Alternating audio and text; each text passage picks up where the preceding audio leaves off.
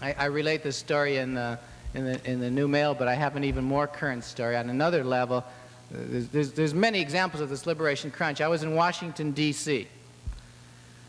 about a month ago, and I was spending some time with some friends of mine who belong to an organization called Free Men, and 2 or 3 guys says, hey, let's all go out. And one guy was heavily involved with a woman. He says, why don't we double date? The woman I'm living with has a friend. We'll all go out.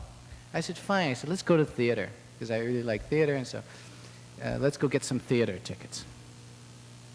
My friend went out and bought the theater tickets. I gave him the money for my theater ticket. And I said, this is for my ticket. I assume she's going to pay for her own ticket. This was a woman who makes $40,000 a year, the one that I was fixed up with. She's on the top GS step of the Social Security, whatever. So, not Social Security, but whatever that, you know what I'm talking about, civil service. So he went to her and he said, how about money for the ticket? He didn't do it in front of me on his own.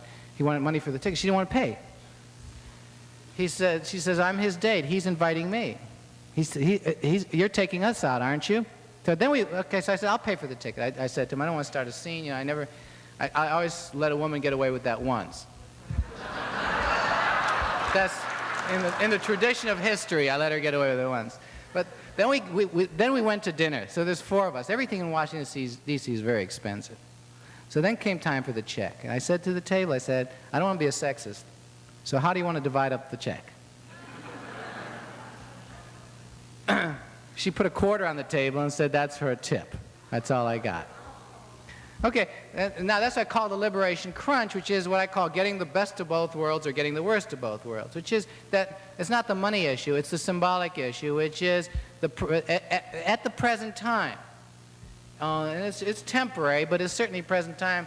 For women, it appears that they can play both sides of the fence, taken care of if that's the prerogative they want, or have the prerogatives of feminism, which is you're not going to hold me down, if that's what they want. Men, meanwhile, feel as if they have no alternatives. The early men's movement was not a men's liberation movement.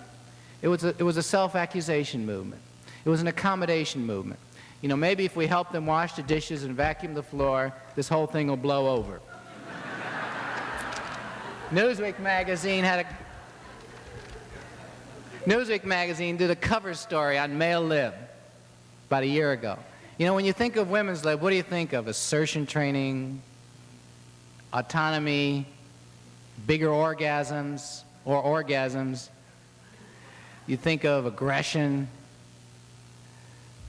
You think of all these growth things. So Newsweek had a cover story on men's lib.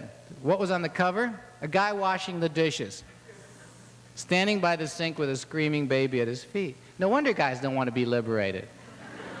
Because the image of liberation is not one that addresses itself to the incredible needs of male growth, but was really a guilt reaction and an accommodation reaction.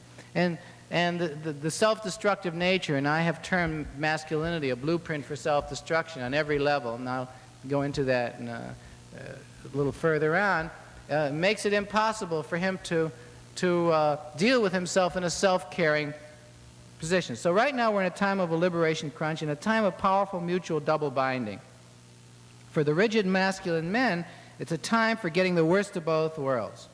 She can be liberated or dependent, but he learns that to expect or demand anything is to be a chauvinist pig. But he still feels he must be a success. He still feels he must be strong. He still feels he must perform. He still feels he has to have an erection. He still feels he has to be dominant. He still feels he has to be the rational problem solver, to be lovable, to be visible. For him, he can see no change because change means becoming feminine. So he's in a catch-22 position. To change is to become like a woman. Not to change is to become anachronistic and reviled for being rigid. So he's still largely playing the same old role, and so the crises for him mount as he experiences his isolation. Without his woman, he's got nobody. He doesn't have any friends, got no intimate buddies. The macho is actually, beneath that independent front, is a clinging baby.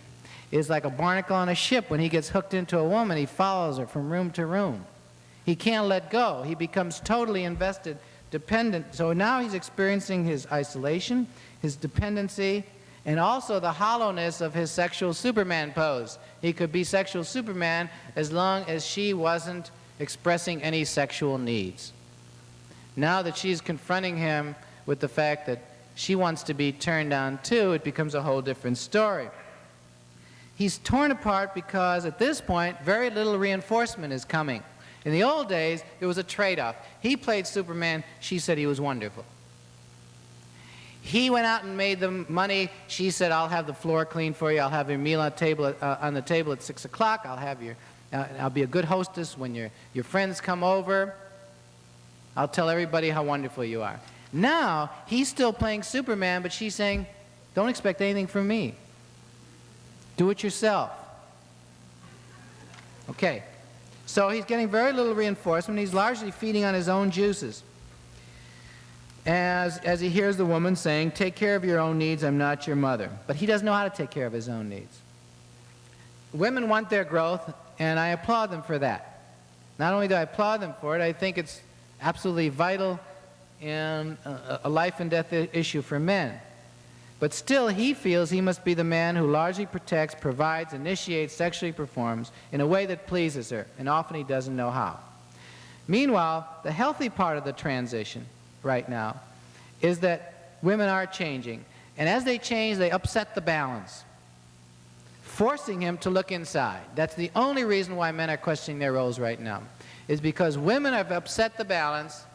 They no longer can relate to her on old terms. So it's either a question of total isolation or trying to meet the demands of the present situation. The readers of my books have traditionally been women and men in crisis. Guys who are just getting a divorce, guys who are being abandoned by a woman, guys who have just lost a job, guys who are not in crisis, who think they're doing good, are totally resistant to any kind of self-introspection. The woman is now re-owning her assertiveness. She's re-owning her sexuality, her autonomy, and her aggression. But often she puts him in a double bind. She says, express your emotions, but be strong. Make decisions, but don't tell me what to do. Be sexually tender, but take responsibility and turn me on. Ask for help, but don't be weak. Likewise, he says to her, and he puts her into double binds. He says, be assertive, but don't be pushy. Be sexual, but not horny. Be independent. Be independent, but don't leave my side. Be aggressive, but be gentle and loving. Meanwhile, his consciousness is just now beginning to be raised. Sexism abounds in our society for men just as it does for women. Men still run from the intimidation of sexist labels such as coward, failure, impotent, latent homosexual, chauvinist pig, irresponsible. All of these words are sexist terms. They're sexist, what I call sexist terms of masculine intimidation, because they prevent a man from getting in touch with what he really feels or wants in the moment. For example, if you call him a coward because he doesn't fight, he can't get in touch with the fear that would allow him to run in many cases, when that would be even the most vicious dog knows that you don't fight every battle, that there are times when it makes more sense to run than it does to hang in there and fight. Likewise, if you call a man impotent, you prevent him from getting in touch with what his body is saying. Men treat their penis as if it was a piece of plumbing. That's part of being a machine. It either works or it doesn't work. If it doesn't work, you got to get it fixed as fast as possible.